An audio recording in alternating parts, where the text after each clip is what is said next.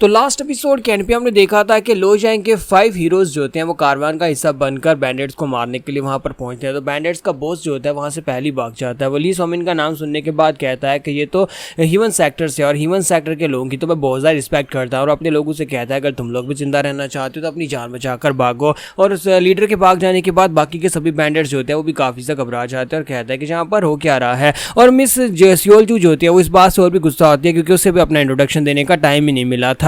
वो अपने बारे में भी बताने वाली थी लेकिन इससे पहले यहाँ पर उसने भागना शुरू कर दिया। तो सियोलचू जो होती है इसी के साथ ही अपनी तलवार को यूज करते हुए सामने की तरफ स्ट्राइक लगाती है और उनसे कहते हैं कि जितने बाकी के बैंडेट्स हैं तुम सभी लोग यहाँ से भागकर नहीं जा पाओगे। तुम सभी लोग पहले मेरा नाम सुनोगे। मेरा नाम सियोलचू है और मैं वारयोंग मैनर की यंग मिस हूँ। लेकिन जब वो उनके ऊपर अटैक करती है तो वो सभी लोग भी वहां पर से डर कर भाग जाते हैं और इस बात से उनका जो चीफ होता है वो काफी ज्यादा खुश होता है और कहता है देखो तो जरा ये बैंडेट्स अपने आप को बड़ा स्ट्रॉन्गर समझते थे और हर बार यहाँ पर हमें लूटते थे, लेकिन अब देखो ये सभी लोग यहाँ पर से कैसे दुम दबाकर भाग गए हैं। अब मुझे लगता है कि तुम्हारे साथ तो हम किसी भी जगह के ऊपर से बिना टोल फीस दिए गुजर सकते हैं। डोंग बैंक तुम्हारा बहुत बहुत शुक्रिया, तुम्हारी वजह से हमने यहाँ पर बिना फीस दिए जहाँ से गुजर कर जा पाएंगे। तो वो से कहता है सर आप हमारी कुछ ज्यादा ही तारीफ कर रहे हैं, हम तो बस यहाँ पर अपने आप को 5 पीक हीरोज कहते हैं जो कि यहाँ पर बैंडेट्स को हराना चाहते हैं और अपना नाम करना चाहते हैं। इससे हमें भी फायदा होने वाला है और वैसे भी यहाँ पर हमने ज्यादा कुछ तो किया नहीं। ये तो ली सोमिन की फैमिली का नाम ही ऐसा है कि जैसे ही सभी लोग जहाँ पर ह्यूमन सेक्टर का नाम सुनते हैं वो डर कर भागना शुरू कर देते हैं। तो सियोलचू कहती है कि हाँ यहाँ पर इसकी फैमिली का नाम सुनकर सभी लोग डर कर भाग जाते हैं जिसकी वजह से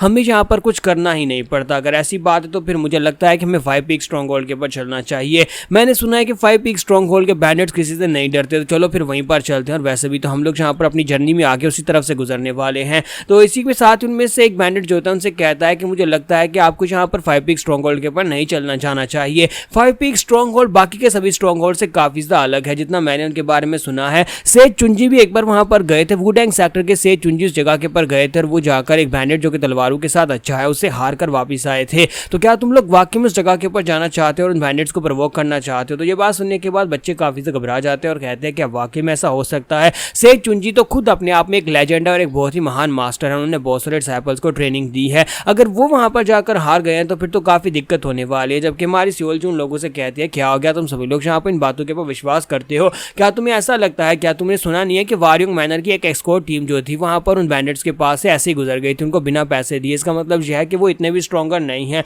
और अगर ऐसी बात है तो फिर वहीं पर चलकर देख लेते हैं ना। जबकि चीफ जो था वो काफी ज्यादा खुश हो रहा था और उनसे कहता है कि अब जबकि 5 हीरोज मेरे साथ है तो फिर मुझे किसी से डरने की जरूरत नहीं है। फिर चाहे वो यहाँ पर 5 पीक बैंडेट्स हूँ या फिर कोई और बैंडेट्स हूँ, हम लोग सीधा आगे बढ़ेंगे और ग्रीन फॉरेस्ट के लोगों को चैलेंज करते हुए उन्हें हराते हुए आगे की तरफ बढ़ेंगे। अब यहाँ पर इनकी अगली डेस्टिनेशन होती है वो 5 पीक स्ट्रॉन्ग होल्ड की होती है क्योंकि वहां पर उनका रास्ता जो है 5 पीक स्ट्रॉन्ग होल्ड से होकर गुजरने वाला है। तो वो लोग आगे बढ़ते हैं और 5 पीक स्ट्रॉन्ग होल्ड के ऊपर सेम टाइम का सीन दिखाते हैं जहां पर सभी लोग ट्रेनिंग कर रहे होते हैं। चीफ और बाकी के सभी लोग प्रैक्टिस कर रहे होते हैं। हमारा जोखा भी ट्रेनिंग कर रहा होता है। हमारे मास्टर शिम जो होते हैं वो बड़ी आराम से वहां पर बैठे सब कुछ देख रहे होते हैं क्योंकि वो फिलहाल के लिए अपनी ट्रेनिंग नहीं कर सकते। तो उसी के साथ लड़कियां उनसे कहती हैं कि हम लोग तुम्हारे लिए ड्रिंक्स लेकर आएंगे, अगर तुम लोग चाहते हो तो हम लोग माउंटेन के नीचे जाने वाले हैं, क्या तुम्हें कुछ चाहिए? तो फिर साथ ही वो दोनों लड़कियां जो होती हैं वहां पर से माउंटेन के नीचे की तरफ चल पड़ती है और जब लोग वहां पर नीचे की तरफ जा रही होती हैं वहां पर बातें कर रही होती हैं कि ये लोग आजकल कुछ ज्यादा ट्रेनिंग कर रहे हैं। लगता है कि यहाँ पर इस ट्रेनिंग की वजह से ये लोग काफी ज्यादा स्ट्रॉन्गर हो जाएंगे, लेकिन उसके बाद सभी लोग अपने ग्रुप को डिसबैंड करके वापस अपने अपने घर चले जाएंगे। तो जैसे ये लड़कियां थोड़ी सी आगे बढ़ती है तो उन्हें साइड के ऊपर से गुमजोंग की आवाज आती है। गुमजोंग किसी से कह रहा होता है कि वेलकम, तुम सभी लोग यहाँ पर से गुजर कर जाना चाहते हो तो तुम सभी लोगों को यहाँ पर पेमेंट देनी होगी।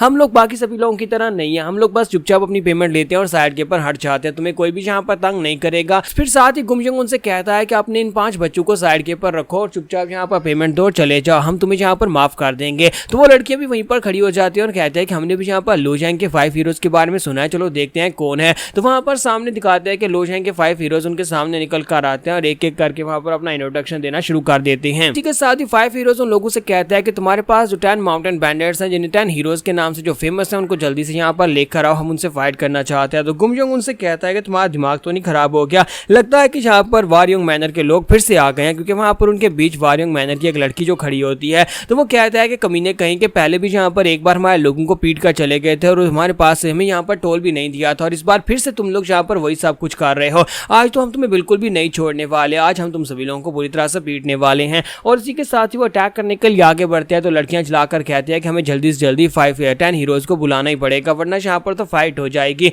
और दूसरी तरफ से वो लड़कियां, दूसरी तरफ लड़कियां नहीं, वो 5 हीरोज होते हैं वो भी उनके ऊपर अटैक करने के लिए आगे बढ़ते हैं। दोनों तरफ से यहाँ पर फाइट स्टार्ट होने वाली होती है। इसी के साथ ही वो लोग जो होते हैं जैसे एक दूसरे के करीब पहुंच रहे होते हैं, एक तलवार उनके बीच आकर गिरती है। तो एक तलवार जैसी वहां पर बीच में गिरती है तो वो दोनों साइड जो होती है वो रुक जाती है और साइड के ऊपर देखते हैं। तो इसी के साथ चीफ और बाकी के सभी लोग भी वहां पर पहुंच जाते हैं और वो लोग काफी खुश हो जाते हैं। तो भी वो कहते हैं कि शुक्र है कि आप लोग टाइम के ऊपर पहुंच आए। तो हमारा जोखा जो होता है खुद वहां पर आता है और आने के बाद उनकी फाइट को बीच में रुकवा देता है। तो इसी के साथ ही हमारे सोल्जू जो होती है उसकी तरफ देखते हैं और कहते हैं कि अब ये कौन है सुरख बालों वाला। जबकि गुमजोंग जो होता है वो बहुत ज्यादा खुश हो जाता है कि हमारे 10 हीरोज यहाँ पर आ चुके हैं और 10 हीरोज यहाँ पर आने के बाद हम सभी लोगों को बचा लेंगे।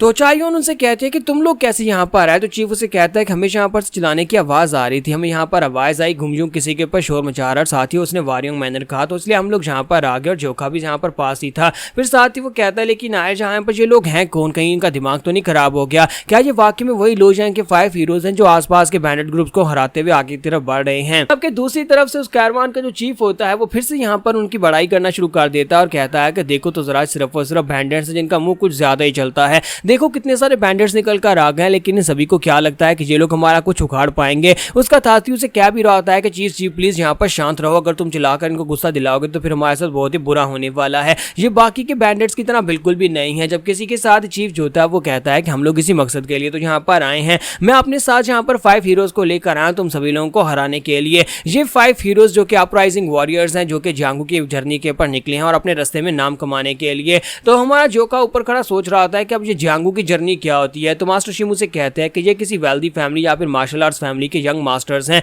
यंग मास्टर्स और यंग मिसेज इस तरह का एक ग्रुप बनाकर म्यूरम में निकल जाते हैं और रास्ते में आने वाले बैंडेट्स और खतरनाक मुजरिमों को हराते हैं ताकि उन्हें फेम मिल सके, और यहाँ तक जब तक उनकी जर्नी खत्म होगी वो लोग म्यूरम में काफी ज्यादा फेमस हो चुके होंगे। तो इनका यही मकसद है। तो चीफ कहता है कि अच्छा तो ये बात है, ये बच्चे यहाँ पर अपने लिए नाम कमाने के लिए निकले हैं लेकिन ये लोग गलत जगह के ऊपर आ गए हैं। तो मास्टर शिम कहते हैं कि हाँ मुझे लगता है कि इन लोगों की जर्नी यहीं पर खत्म होने वाली है, ये बच्चे यहाँ पर फेमस होने के लिए निकले थे लेकिन अब यहाँ पर इनकी जर्नी खत्म हो चुकी है। और मास्टर शिम कहता है लेकिन हम लोग कम से कम इनके बारे में तो जान ही सकते हैं। तो इसी के साथ ही वहां पर उनका इंट्रोडक्शन देना शुरू किया जाता है। तो सबसे पहले वहां पर डोंगबैंग के बारे में बताया जाता है कि वो कौन से सेक्टर से है। मां जियोका कहता है कि देखो तो जरा ये बेवकूफों की तरह यहाँ पर अपना इंट्रोडक्शन दे रहे हैं, मुझे तो ऐसा लगता है कि जैसे कुछ नोबल बच्चे जो है वो यहाँ पर मनाने के लिए निकले हैं। ये बात सुनने के बाद माए सियोलजू जो होती है वो काफी ज्यादा गुस्सा हो जाती है, अपनी तलवार उठाती है और कहती है कमीने कहीं कि तुम कुछ ज्यादा ही एरोगेंट हो, वहां पर ऊपर खड़े होकर क्या बकवास किए जा रहे हो, यहाँ पर नीचे आकर बात करो या फिर मैं खुद ही ऊपर आती हूँ, मैं तुम्हें सबक सिखाती हूँ। और सियोलजू अपनी तलवार लेकर जंप करते हुए ऊपर चली जाती है।